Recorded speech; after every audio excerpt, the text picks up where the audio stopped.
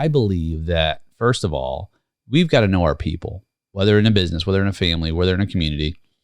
We've got to know what gives people meaning, and we can't possibly understand that unless we get to know people.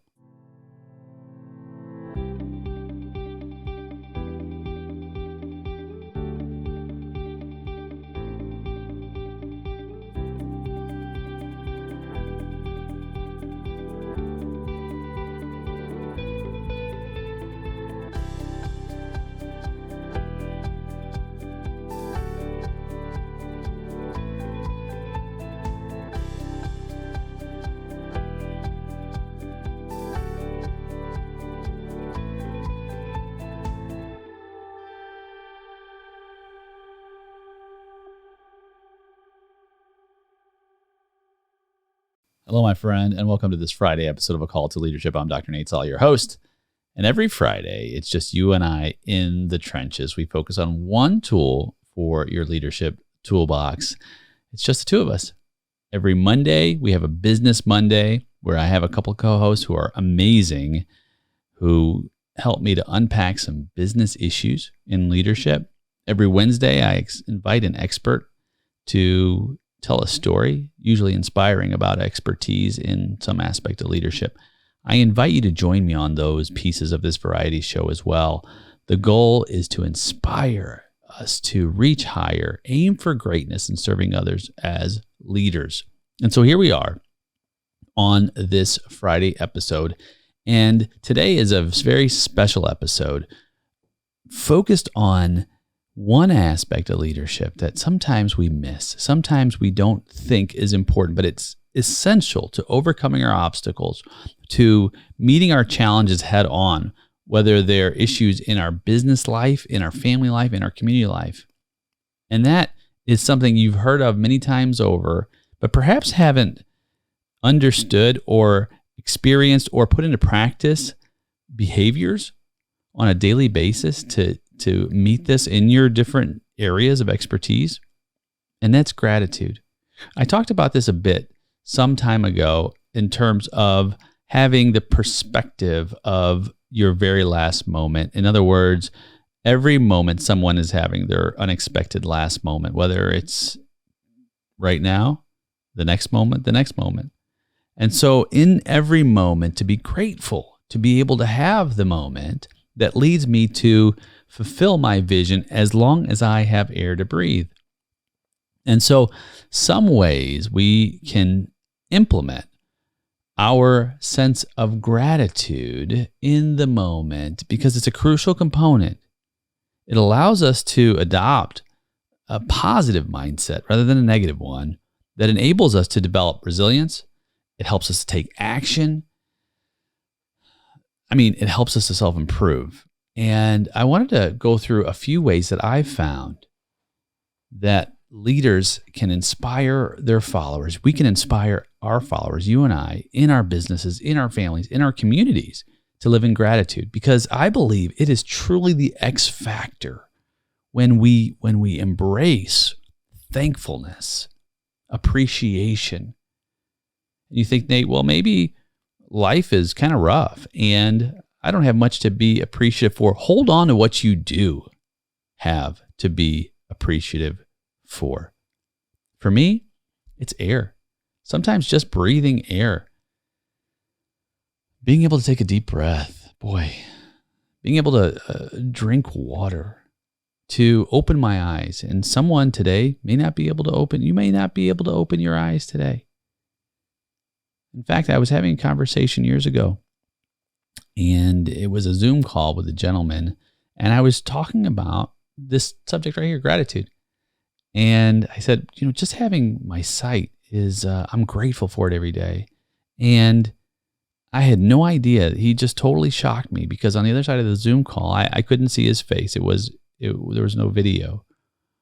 He said, Nate, I'm glad you have gratitude because I'm blind.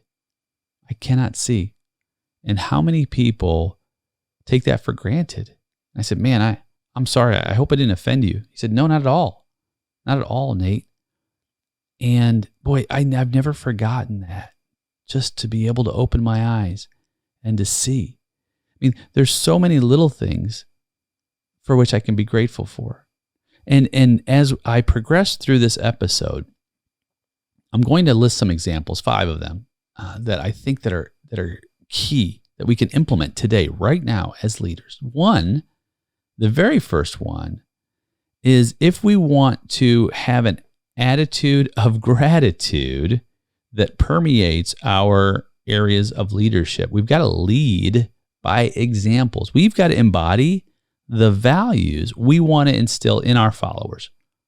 And gratitude is no exception. In business, a great example is the CEO of Microsoft, Satya Nadella.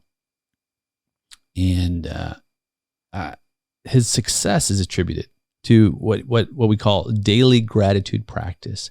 He writes down 3 things he's grateful for every single day, at least at the time of this recording, and encourages his employees to do the same. When we model behavior we expect from our employees, that's what we call leading by example. If you place a great emphasis on punctuality, for example, I do, then I must myself make a conscious effort to arrive early to meetings, be prepared on time. If I emphasize teamwork as a critical aspect of my not only my organization's culture, my family's culture, my community's culture, then I have to embody that. I have to demonstrate this value. How do I do that? I can collaborate with colleagues. I can seek their input. I can seek feedback. I can ask for critiques. I can acknowledge the contributions of my team members. I can't stress how important this is.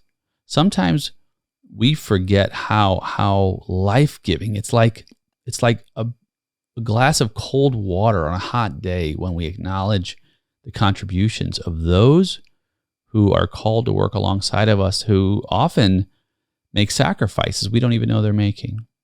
And acknowledgments they don't have to be some grand event. They can be, and there's nothing wrong with that.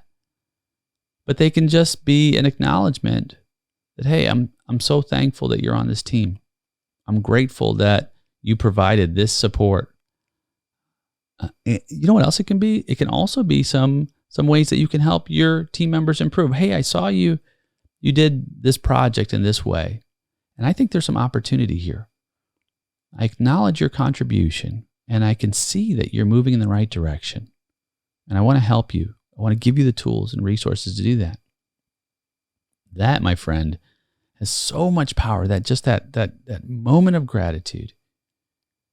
In a family, same thing. Parents, we can model this behavior by showing appreciation for one another. We can express gratitude for just everyday moments. You think about that. When we place an emphasis on modeling the behaviors we want our followers to exhibit, it'll reinforce expectations. It'll set an example for what we want to see following. And it creates a culture where our values are actually lived because we believe in them. And I've said this before. To believe is to be living. Not just preached, not just spoken, not do as I say, not as I do. That's old school, friend. That doesn't work anymore, right? No, it's lived. We've got to live our values. We've got to model them. First, we have to know what they are.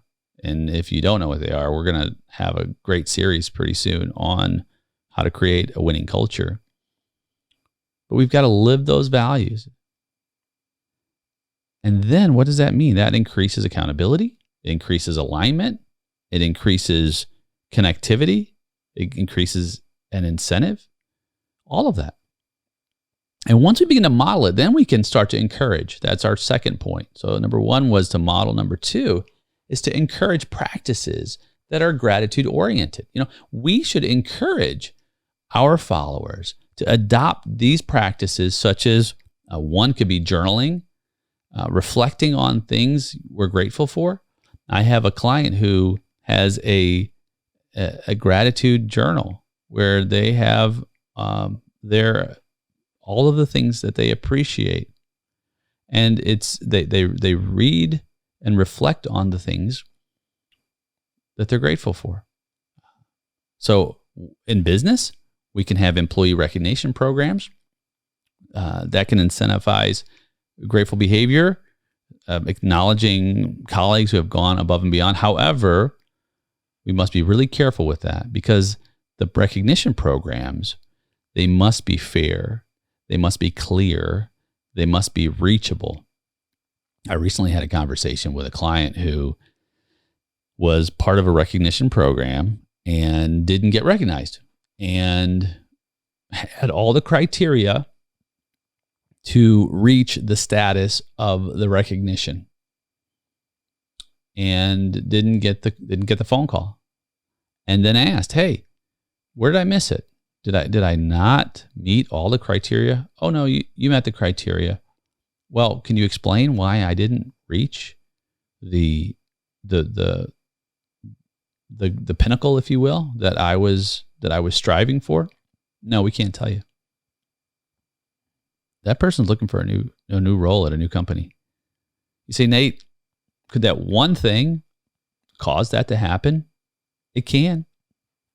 If we set up a process for recognition and it's unfair and it doesn't work, you're gonna have unhappy people. You're gonna have ungrateful people. On the flip side, if you make it clear and fair and you recognize, it can actually bolster a connection to the organization. It can encourage more reaching at a higher level and more cohesiveness in the corporate culture. Now, how about a family? In a family, we could create a daily routine that includes reflecting on one thing, just one thing each family member is grateful for. And so we've done this during meals. We've done this before bedtime. We've done this on trips. And this is a great way to encourage an attitude, if you will, of really just thinking about and being intentional. And then you can talk about it. We talk about it during meals, and then it gets us really engaged in one another as a family.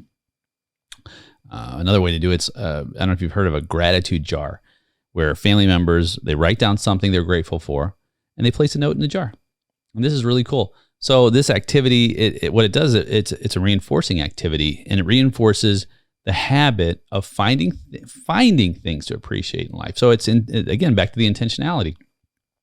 And there's a visuality to it. It's a visual reminder of the blessings in each person's life. So those are great ways. Volunteer work is another way to engage. We can engage in charitable activities as a family. Encourages the practice of gratitude. This is something that recently happened to us. My son and I we had 30 days of love, and I mentioned on a different episode, or perhaps a couple of them, during the last holiday season. And the very first act of kindness that we set aside time for, which was a charitable activity, is we went and got McDonald's. 10 bags of McDonald's, 10 French fries, 10 burgers, 10 desserts, and 10 drinks. And it was all hot. It was cold out. And we were in downtown St. Louis, and we were driving around. We were looking for homeless people. And my son was even a little concerned. He's like, "Dad, is this safe?" And it's like, "It's going to be okay." And we saw our first group of homeless people, and I rolled the window down, and my son on my son's side. And now this is a pretty nice SUV, and my son's a little nervous, right? As he should be, because this is a different environment, and he was just nervous about his safety. But when he saw that person, and I just rolled the window down, I said, "Sir, we've got hot meals on a cold day. Would you like one?" And he walked up to the window. He said, "Yes." And the look in his eye of just deep gratitude. "Thank you. Wow." And my son seeing that was just, I mean, can't even describe how important and impactful that was to him, to see a person just helping a person in need, give him a moment of dignity. Him seeing that, giving that opportunity for him to experience giving back to the community. By the way, he wanted to pay half for all of this food, and I allowed him to do that. So he's also participating in giving back to the community. And he's recognizing the abundance of the resources and the privileges this family has while helping those in need. So you can see how encouraging practices of gratitude helps to create just positivity, appreciativeness in household culture as well as a business. It allows family members to see not only the good in their lives, but the good in society that can combat negative emotions like envy, like resentment, like entitlement. And they can all affect relationships, not only within the family, in the business, in the community. All right. Number 3, another way to encourage an attitude of gratitude, which is essential for overcoming our obstacles, is to give opportunities for meaningful work. Now, leaders who give followers opportunities to engage in what I would call meaningful work, they allow us to help others find purpose in their work. It can create a sense of accomplishment. It can help us to boost morale. And then that funnels into greater appreciation for the opportunity to contribute positively.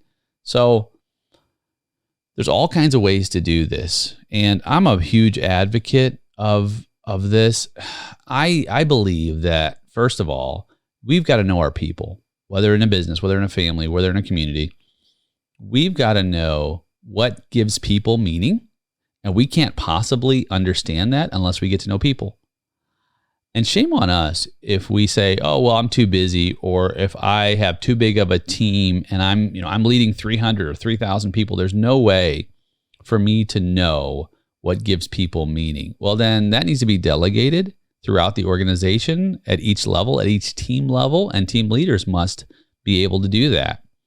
And we have to give opportunities for those individuals and empower them. Because if we can't help people find meaning and purpose in their work, it's likely that they will burn out and they will find other work. In fact, I just brought someone on not too long ago who had been working at a firm for some time and came to start to work for us part-time. And I gave this individual work that I asked, what kind of work do you find most engaging, most attractive, that gives you a sense of purpose, gives you a sense of meaning, gives you a sense of mastery, and something that you can begin to move into autonomy with? And so this individual began to outline a number of different things. And they were things that needed to get done within my organization. Now, if they're roles and responsibilities that don't fit your organization, that may not be a fit. However, in our situation, it was. And so I began to give this individual work. And just the countenance began to rise, the joy and the love of the work. Talk about a sense of accomplishment. Talk about morale boost, right? Not only that, but all the other individuals in the organization also share that, right? I don't give people work that's not in their genius zone. Now, every so often, yes. You know what? We got to roll up our sleeves. If you got to pitch in, we're a team. But that's not the norm. That's the exception. The norm is put people in their genius zone where they do the best possible work and allow them to begin to flourish. So it's up to us to identify that by communication and discovery and extraction. And then if there's a position that fits that within an organization, then we put them in that. Same thing in family. So there's ways to do this. In a family, us as parents, we can allow our children opportunities to engage in activities that help them connect. It could be with nature. It could be creative hobbies, anything that ignites their passions. Give them an opportunity to do that. Like, do some exploration. My son and I recently started hiking. We're planning on a trip, and the trip involves a climb up a mountain, just so happens to be a live volcano. And so in preparation for that, this is going to be an arduous journey. So we started talking about hiking, and we decided we're going to hike once a week and get our backpacks, get a lunch. And we've been doing this for a couple weeks now, and it's been fantastic. I mean, just a way to connect. And, he's connecting with nature. It's a hobby for him. We're shoulder to shoulder, just doing life, talking, engaging in ways that we hadn't been able to do for many months. All of this is based on giving opportunities for meaning. And that develops an attitude, a sense of gratitude, because it's a sense of purpose. It's an appreciation. All right. Number 4. Hey, how often do we celebrate successes? We as leaders must celebrate the successes of our followers. I briefly mentioned this in the first one. Now I'm going to go into some detail. We need to show appreciation for dedication and for work, for hard work. Send a message that your contributions are valued. They're recognized. I see you, right? Think about ways we can do this, right? And it can simply be by saying, hey, this was fantastic work. This work could be better, right? Sitting down and having a conversation with someone and just going through what's working, what they've done well, and where you appreciate their work and where they can improve, right? And not only just big ones, small ones too. In a family, same thing. Celebrate accomplishments. Small victories build courage. Remember that. Small victories build courage. And when we can show victoriousness, we can continue to be courageous in the tougher stuff, right? So it doesn't matter if it's big or small.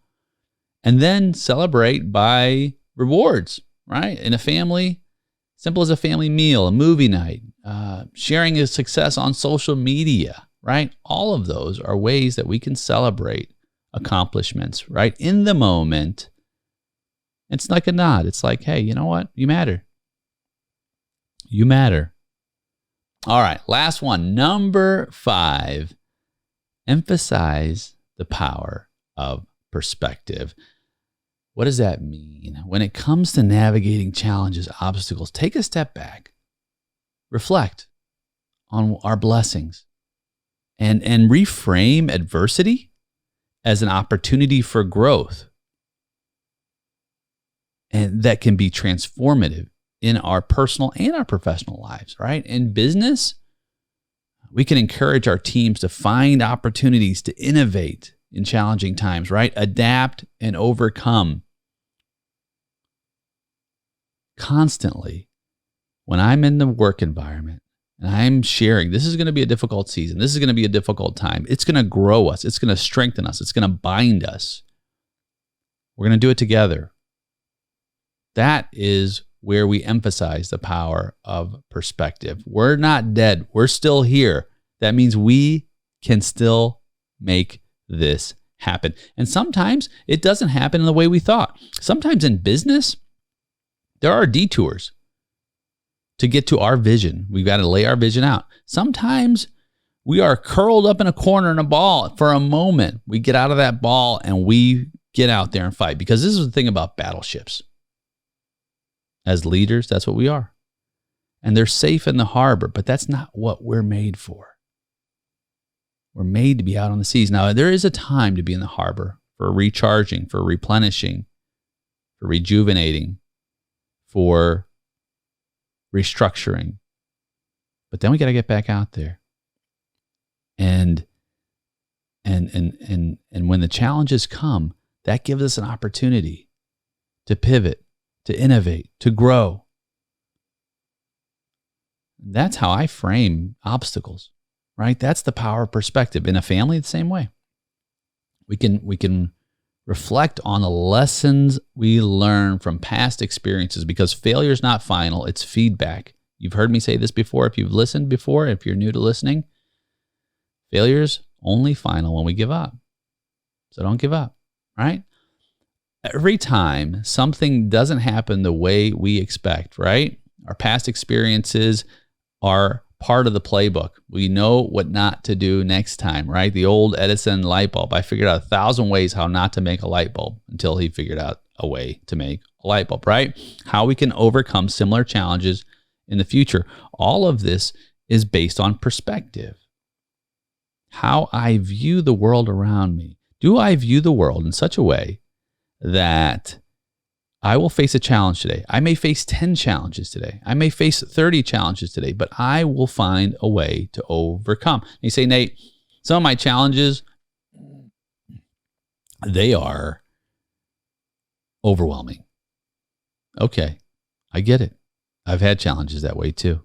So overwhelming that I've had like physical issues. I've had ulcers. I've had major debilitating depreciation. I am talking accounting terminology.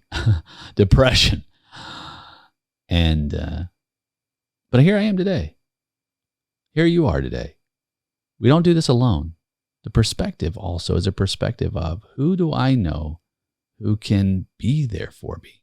Sometimes it's just someone to listen. Sometimes it's someone to throw me a life raft. Sometimes it's someone to carry me when I'm too weak. Any of the above, but don't go it alone, friend. Have the perspective that you're not alone. You say, Nate, there is no one for me. Yes, there is. Yes, there is. There is someone. You have to ask. You have to ask for help.